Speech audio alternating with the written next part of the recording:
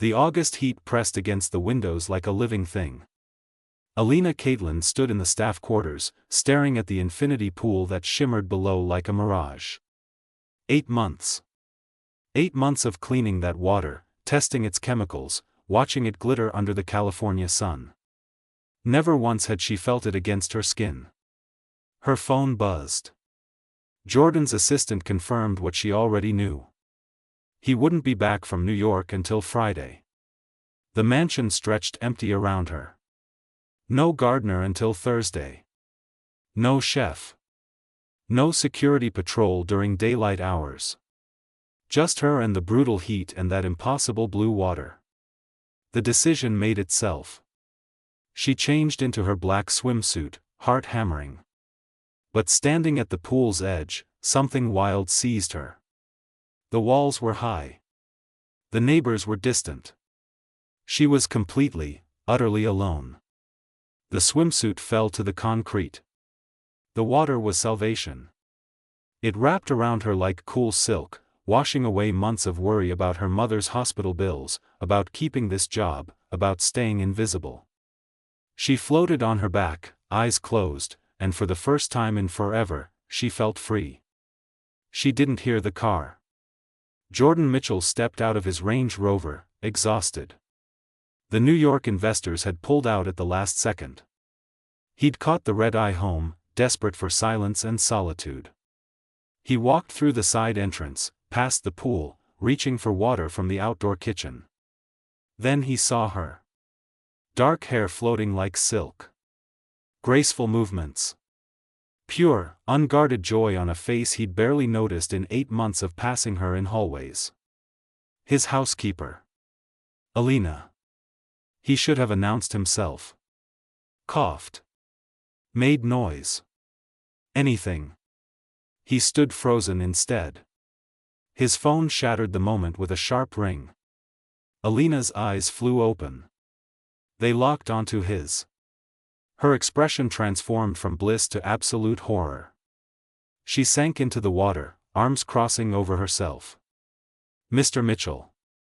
Her voice came out strangled. I thought you were in New York. Jordan's face burned. He fumbled with his phone, silencing it. I should apologize. The meetings ended early. He turned his back quickly. Your towel is on the chair. Water splashed. His heart hammered against his ribs. He counted slowly, giving her time, refusing to examine why his pulse raced like this. You can turn around now. She stood wrapped in white terry cloth, wet hair plastered to her shoulders, cheeks flushed pink. Even mortified and disheveled, she was beautiful. How had he never noticed? Please don't fire me. The words tumbled out of her. I crossed a line. The pool is yours. I had no right, especially not like that. But it was so hot and I thought I was alone and I just wanted to feel normal for 5 minutes.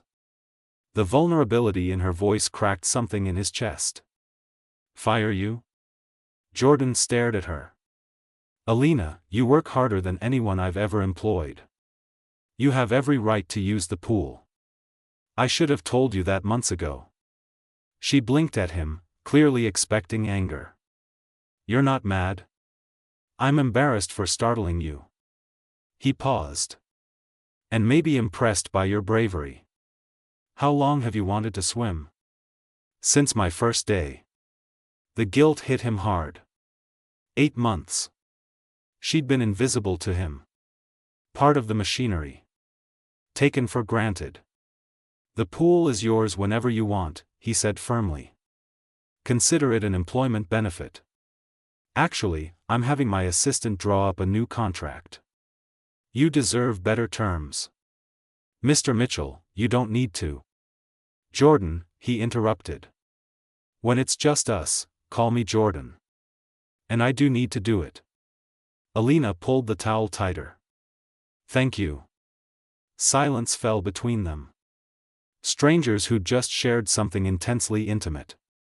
I should let you get dressed, Jordan said finally. I need to make calls about the New York trip. I'm sorry. The words slipped out before she could stop them. That's none of my business.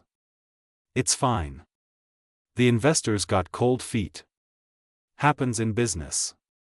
He saw genuine concern in her eyes. Not fake sympathy. Real care. I hope it works out, Alina said quietly.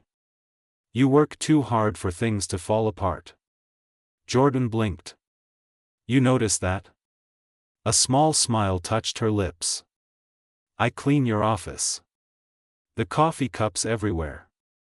The late-night snack wrappers. The notes you leave yourself on every surface. You barely sleep. No one had observed him like that in years. His friends discussed stock prices. His family asked about profit margins. But she saw the human cost.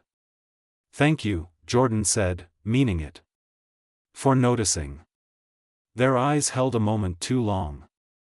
Alina looked away first, gathering her clothes. I'll see you at dinner.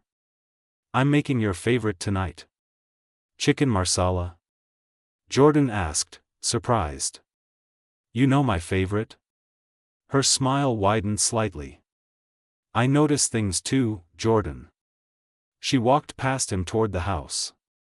Jordan stood by the pool, watching the water ripple from her exit, and realized something fundamental had shifted. The invisible woman who cleaned his house had suddenly become the most visible person in his world. And he had absolutely no idea what to do about it. Jordan started working from home. His assistant noticed but said nothing. He told himself it was about needing quiet after the New York disaster. The truth sat uncomfortably in his chest every time Alina walked past his office. Alina tried to maintain distance. She failed. 3 days after the pool incident, Jordan found himself in the kitchen, drawn by the smell of fresh bread. Smells incredible, he said, leaning against the counter. Alina glanced up from chopping vegetables. Homemade focaccia. My grandmother's recipe. Italian? Half. My mother sighed. Her smile was warm with memory. Nona used to say good bread could fix anything. Broken hearts, bad days, empty stomachs.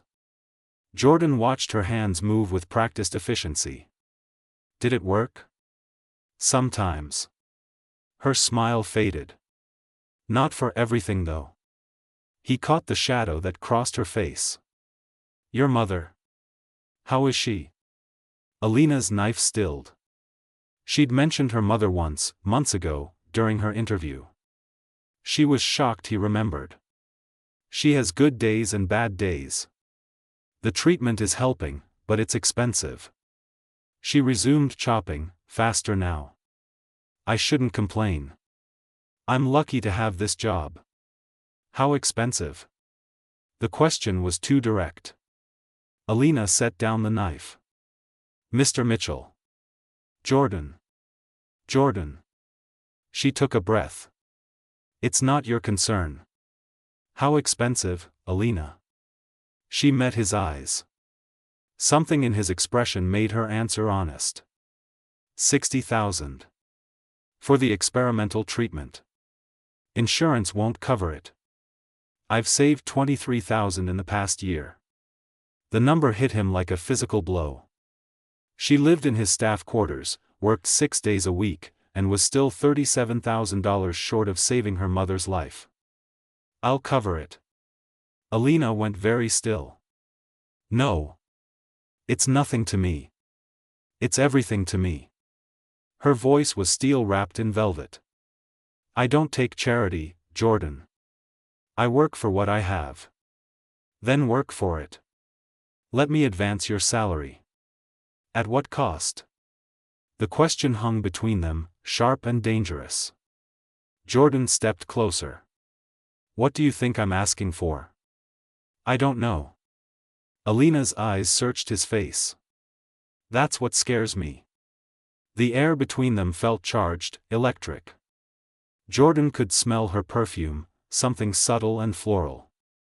He could see the pulse beating at her throat. I'm asking for nothing, he said quietly. Except maybe dinner. With me. Not as your employer. Jordan. One dinner, Alina. Let me take you somewhere. Anywhere but this house where you work. She stared at him for a long moment. If I say yes, it's because I want to. Not because you're offering to help my mother. I'm offering to help your mother regardless of your answer. Then I'm saying no to the money. Her chin lifted. And yes to dinner. Jordan felt something loosen in his chest. Friday night? Friday night, she agreed. That was when his phone rang. Jordan glanced at the screen and froze. Victoria. His ex-fiancée. The woman who'd left him 2 years ago when his company was failing, taking half his investor contacts with her. He declined the call. Someone important? Alina asked. Someone from the past. Jordan pocketed his phone. Not important anymore. But Victoria called again. And again. By Thursday, she'd shown up at his gate. Jordan met her in the driveway, away from the house. Away from Alina. Victoria looked exactly the same. Blonde hair perfectly styled. Designer dress. Diamond earrings he'd bought her before everything fell apart. You look good, Jordan, she said, kissing his cheek. Success suits you. What do you want, Victoria? I made a mistake. She placed her hand on his arm. Leaving you. I was scared and stupid, and I've regretted it every day since. It's been 2 years. I know. Her eyes were wide and earnest. But I'm here now. And I want to make it right. I want us to try again. Jordan should have felt something. Anger. Vindication. Satisfaction that she'd come crawling back. Instead, he felt nothing but a vague annoyance that she was here, on this day, when he was supposed to take Alina to dinner. It's too late, Victoria. Is it? She stepped closer. Or is it because of her? Jordan went cold. Her? Your housekeeper. Victoria's smile was sharp. I did my research, Jordan. I know you've been staying home. I know she's living here. I know you're not the type to slum it with the help unless there's something going on. The casual cruelty in her voice ignited something in Jordan he didn't know he still had. Rage. Get out. Jordan. Get off my property. Now. Victoria's expression shifted. The sweetness dropped away, revealing something calculating underneath. You're making a mistake. She's using you. Can't you see that? A poor housekeeper with a sick mother? It's textbook manipulation.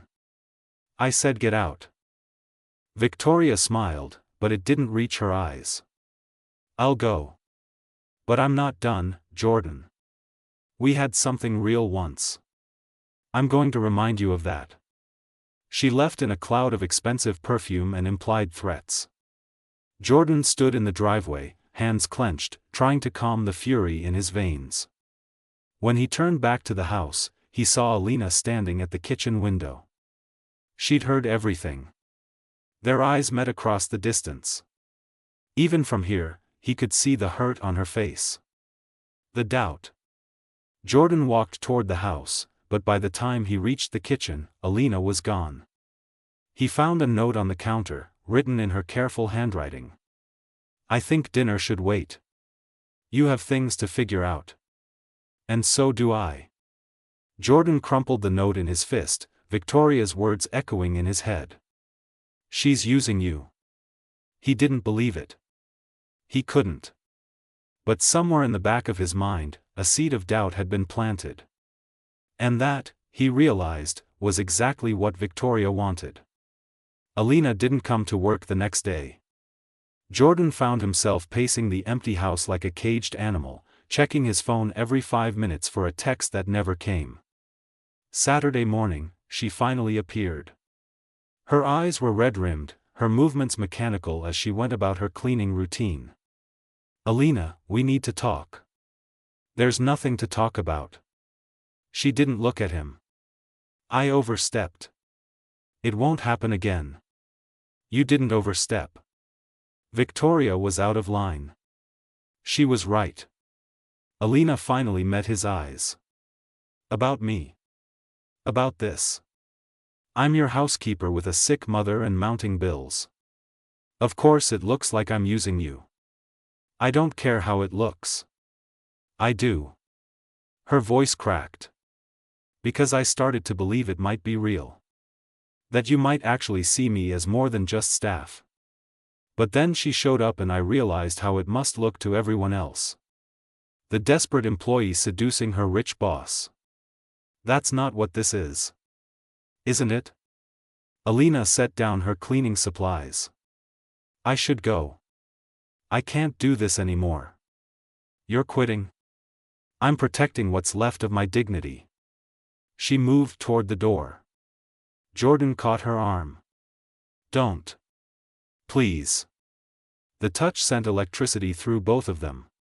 Alina looked down at his hand on her arm, then up at his face.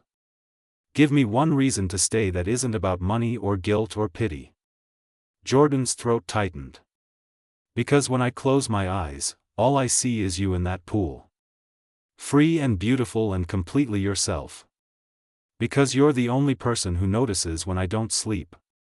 Because you make me feel seen in a way I haven't felt in years. Alina's breath hitched. Jordan. Because I'm falling for you, and it terrifies me. The words hung in the air between them, raw and honest and irreversible. Alina pulled her arm free, but she didn't leave. Instead, she reached up and touched his face, her fingers trembling. This is a mistake, she whispered. Probably. People will talk. Let them. Your ex-fiancée will make trouble. I don't care. Alina searched his eyes. Whatever she found there made her decision. She kissed him. It was soft at first, tentative, like she was testing whether this was real. Then Jordan's arms came around her and the kiss deepened, becoming something urgent and desperate and inevitable. When they finally broke apart, both breathing hard, Alina pressed her forehead against his. I'm scared, she admitted. Me too. What happens now? Jordan pulled back enough to look at her. Now we figure it out. Together. For 3 weeks, they existed in a bubble. Jordan cleared his calendar. Alina stopped pretending to just be his employee. They had dinner together every night. Talked until dawn. Kissed in hallways like teenagers. Jordan transferred the money for her mother's treatment. Alina protested but eventually accepted it as a loan, insisting on a payment plan that would take her 5 years to complete. Jordan agreed, knowing he'd forgive the debt long before then. Her mother's treatment began. The doctors were optimistic. Everything seemed perfect. Then Victoria made her move. Jordan was in a board meeting when his phone exploded with notifications. Text after text. Emails. Calls. You need to see this, his assistant said, sliding a tablet across the conference table. The gossip site headline screamed, Tech Billionaire's scandalous affair with staff. Below it were photos. Jordan and Alina kissing by the pool. Embracing in the kitchen. The images were clearly taken from a distance, telephoto lens work. But it was the article that made Jordan's blood run cold. Sources close to the situation reveal that housekeeper Alina Catelyn may have orchestrated the relationship to secure financial assistance for her ailing mother. Mitchell reportedly transferred $60,000 to Catelyn's account shortly after the affair began. Catelyn's friends describe her as desperate and willing to do whatever it takes to save her mother. The quotes were anonymous. The implications were clear. Jordan looked up at his assistant. Get our lawyer on the phone. Now. But the damage was spreading. Social media was ablaze. Tech blogs picked up the story. News outlets called for comment. Jordan drove home at dangerous speeds, his mind racing. This had Victoria written all over it. But how had she gotten those photos? How had she known about the money transfer? He found Alina in her room, throwing clothes into a suitcase. "What are you doing?" She didn't turn around. "What I should have done weeks ago. Leaving." "Alina. I can't stay here, Jordan. Not with everyone thinking I'm some kind of gold digger who seduced you for money. I don't care what they think. I do."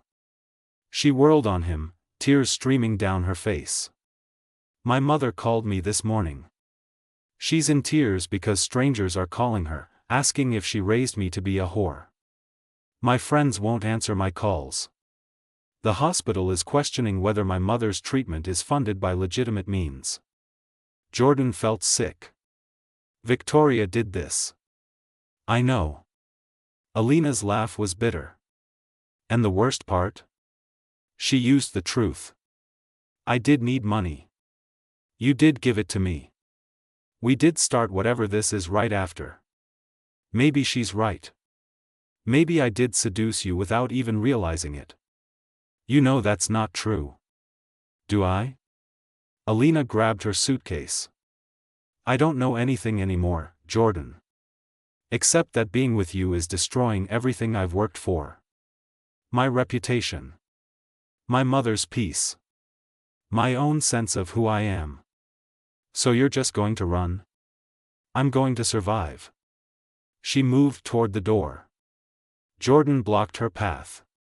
"What if I fight for us? What if I hold a press conference and tell them the truth?" "The truth?" Alina's eyes were hollow. "What truth, Jordan? That a billionaire fell for his housekeeper? That's not a truth people will believe. It's a fairy tale. And fairy tales don't exist in the real world. This is real." "Is it?" Alina set down her suitcase. "Because I've been thinking. Really thinking. You were vulnerable. Your investors had just fallen through. I was there, convenient, willing. Maybe we both just needed someone, and we mistook need for something more." The words cut deeper than any scandal ever could. "You don't believe that," Jordan said. "I have to." Alina's voice broke. "Because believing this is real makes it hurt too much." She picked up her suitcase and stepped around him. Jordan let her go. He stood in her empty room, surrounded by the ghost of her presence, and pulled out his phone. Victoria answered on the first ring. "Satisfied?" Jordan asked. "Just protecting you, darling." Victoria's voice dripped with false concern. "She was using you. I proved it." "No." Jordan's voice was ice. "You destroyed something real to feed your ego. And you won't get away with it." "Won't I?" Victoria laughed. "I have nothing to lose, Jordan. You're the one with a reputation to protect. A company to run. Investors to appease. What are you going to do, ruin yourself for a housekeeper?" Jordan hung up and made another call. "Get me every detail of Victoria's life," he told his private investigator. "Bank accounts. Phone records. Who she's been meeting with. Everything." "How far do you want me to go?" the investigator asked. Jordan looked around Alina's empty room and made a decision that would change everything. "As far as it takes. 2 weeks." That's how long it took Jordan's investigator to uncover the truth. Victoria hadn't just planted the story. She'd orchestrated everything. The photographer she'd hired. The anonymous quotes she'd fabricated. The social media accounts she'd created to spread the narrative. She'd even hacked into Jordan's financial records to get proof of the money transfer. "It's enough for a lawsuit," Jordan's lawyer said. "Defamation. Invasion of privacy. Harassment. We can bury her." Jordan stared at the files spread across his desk. He could destroy Victoria. Publicly. Completely. It would cost him nothing except time. But it wouldn't fix what was broken. Alina hadn't answered any of his calls. His texts went unread. He'd driven to her apartment twice, but she wouldn't open the door. The media circus had died down, moving on to the next scandal. But the damage remained. Alina's face was still associated with words like gold digger and opportunist. Her mother's treatment continued, but the stress had set back her recovery. And Jordan was left alone in a mansion that had never felt emptier. He made a decision. The press conference was scheduled for Monday morning. Jordan's PR team objected. His board of directors threatened to vote him out. His lawyer called it career suicide. Jordan didn't care. He stood in front of a room full of reporters and cameras, and he told the truth. My name is Jordan Mitchell. You know me as the CEO of Tech Vision. What you don't know is that 3 months ago, I fell in love with a woman who worked in my home. Her name is Alina Catelyn. Cameras flashed. Reporters leaned forward. The recent stories about Ms. Catelyn are false. They were planted by someone with a personal vendetta against me. Someone who couldn't accept that I had moved on. He paused. I'm here today to set the record straight, but also to announce that I'm stepping down as CEO of Tech Vision, effective immediately. The room erupted. Questions flew from every direction. Jordan held up his hand. Let me finish. I'm stepping down because I've realized something these past few weeks. I built Tech Vision from nothing. I sacrificed relationships, health, and happiness to make it successful. But what's the point of success if you lose yourself in the process? He looked directly into the main camera. Alina didn't use me. If anything, I used her. I was so focused on my company that I barely saw the incredible woman taking care of my home and my life. She noticed when I didn't sleep. She cooked my favorite meals. She cared about me when I was too busy to care about myself. And when I finally noticed her, really saw her, I fell in love with the kindest, bravest, most genuine person I've ever met. Jordan's voice roughened with emotion. I transferred money to help with her mother's medical treatment because it was the right thing to do. Because watching someone struggle when you have the means to help is unconscionable. I would have done it whether we were together or not. The fact that we fell for each other was separate from that. It was unexpected. It was real. And it was the best thing that ever happened to me. He gripped the podium. So I'm stepping down. I'm selling my shares. I'm walking away from the company I built because I finally understand what matters. And what matters is love. Family. Connection. The things that can't be quantified or monetized or put on a balance sheet. Jordan took a breath. Alina, if you're watching this, I'm sorry. I'm sorry I wasn't strong enough to protect you from the ugliness. I'm sorry I let my past poison our present. But I meant what I said that day. I'm falling for you. And I'm willing to lose everything to prove that this is real. The press conference dissolved into chaos. Jordan walked off the stage, ignoring the shouted questions, and drove straight to Alina's apartment. This time, she opened the door. She looked thinner. Exhausted. Beautiful. You didn't have to do that, she said quietly. Yes, I did. You gave up your company. Everything you worked for. I gave up a job, Alina. I didn't give up everything. He stepped closer. Everything is standing right in front of me. Tears spilled down her cheeks. Jordan, this is insane. You can't just throw away your life for me. I'm not throwing it away. I'm choosing what matters. But what if it doesn't work? What if we try this and it falls apart and you resent me for what you lost? Jordan took her hands. Then at least I'll have tried. At least I'll know I was brave enough to choose love over fear. Alina closed her eyes. My mother asked me something yesterday. She asked if I was happy with you. Not comfortable or secure or safe. Happy. What did you tell her? I told her I was terrified. Because being with you felt like standing on a cliff edge. One wrong step and I'd fall. Jordan's heart sank. But then she said something that changed everything. Alina opened her eyes. She said that sometimes the fall is the whole point. That you can't fly if you're not willing to jump. Hope bloomed in Jordan's chest. So I'm jumping, Alina whispered.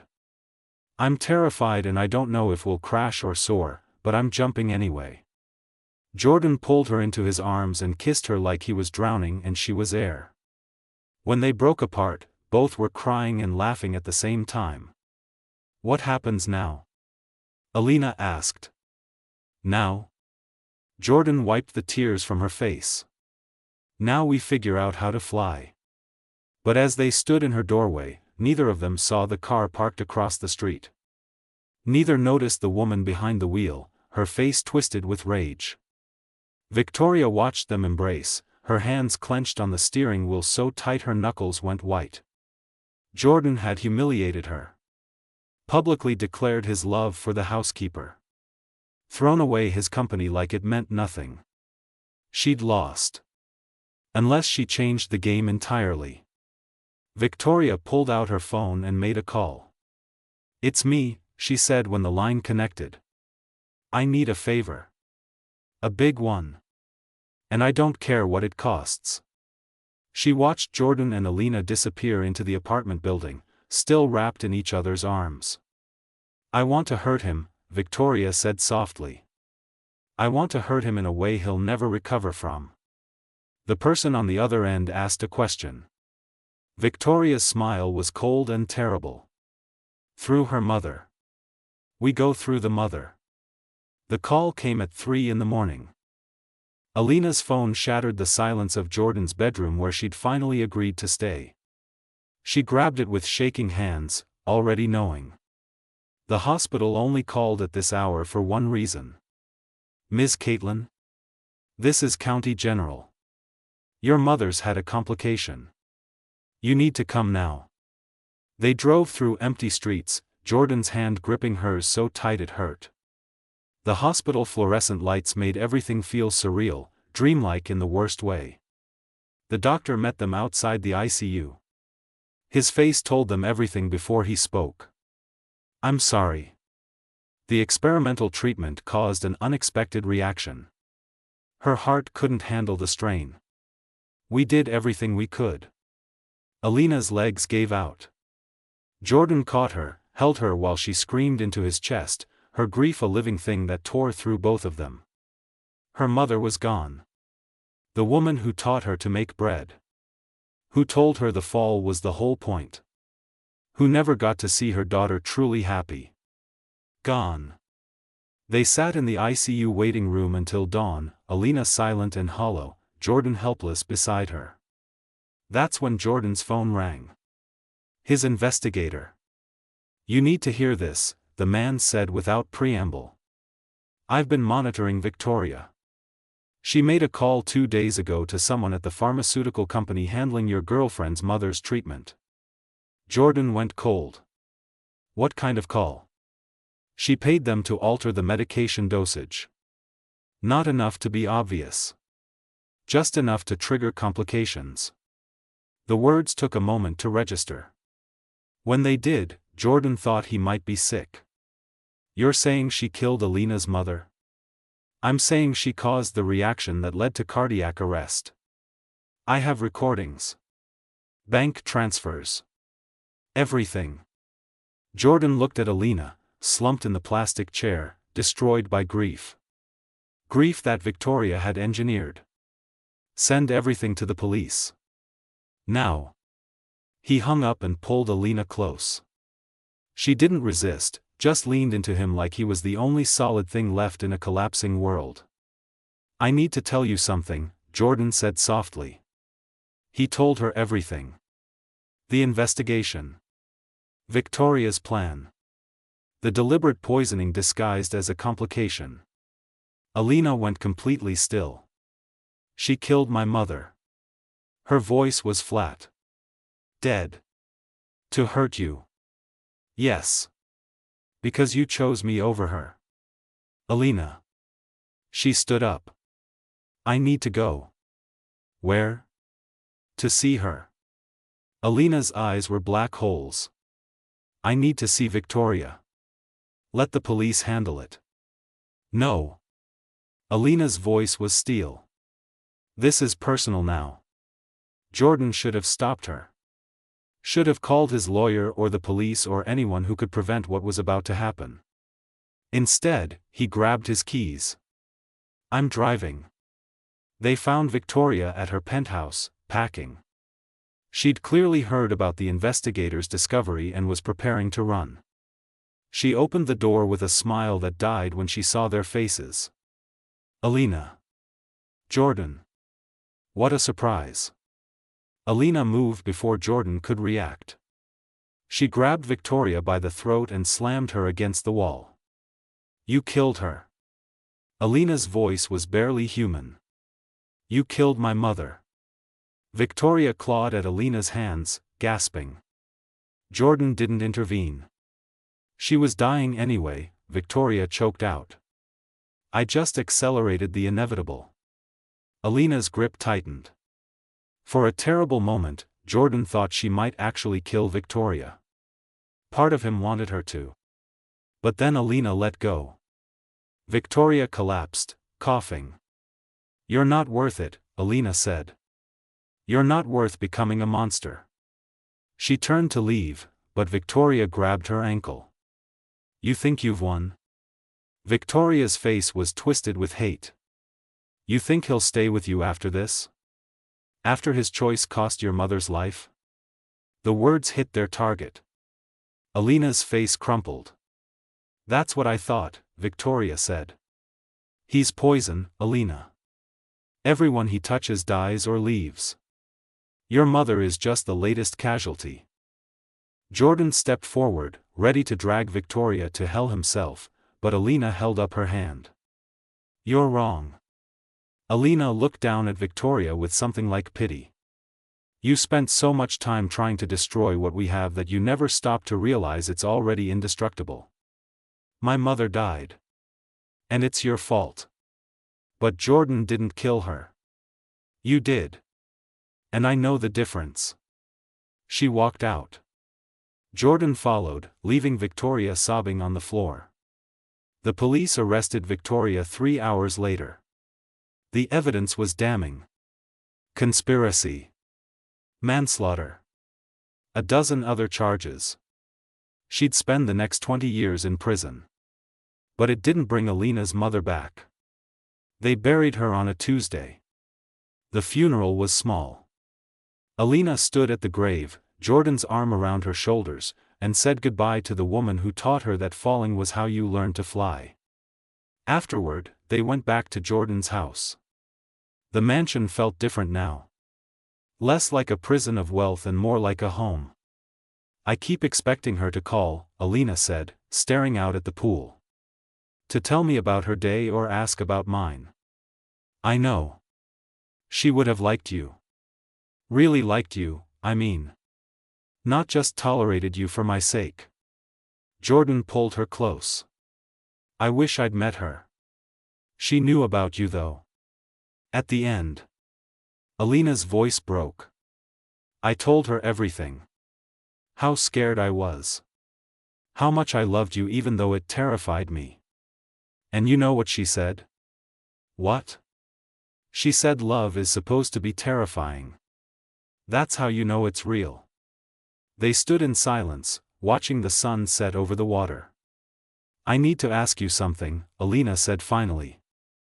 And I need you to be honest. Anything. Do you regret it? Choosing me? Losing your company? Everything that's happened? Jordan turned her to face him. Alina, look at me. She did. I don't regret a single moment. Not the company. Not the scandal. Not even the pain. Because all of it led me to you. And you're worth every sacrifice. Even my mother's death? The question was cruel and necessary. Jordan didn't flinch from it. Your mother's death is on Victoria. Not on me. Not on you. Not on our love. She made a choice to hurt people, and she'll pay for it. But we don't have to pay for it too by throwing away what we have. Alina searched his eyes. Whatever she found there made her decision. Then I choose this, she said. I choose us. Even knowing what it cost. Even knowing what it might cost in the future. I choose to jump. Jordan kissed her, soft and deep and full of promises neither of them knew if they could keep. But they'd try. 3 months later, Jordan launched a new company. Not tech this time, but a foundation providing experimental medical treatment funding for families who couldn't afford it. They named it after Alina's mother. Alina went back to school, studying to become a grief counselor.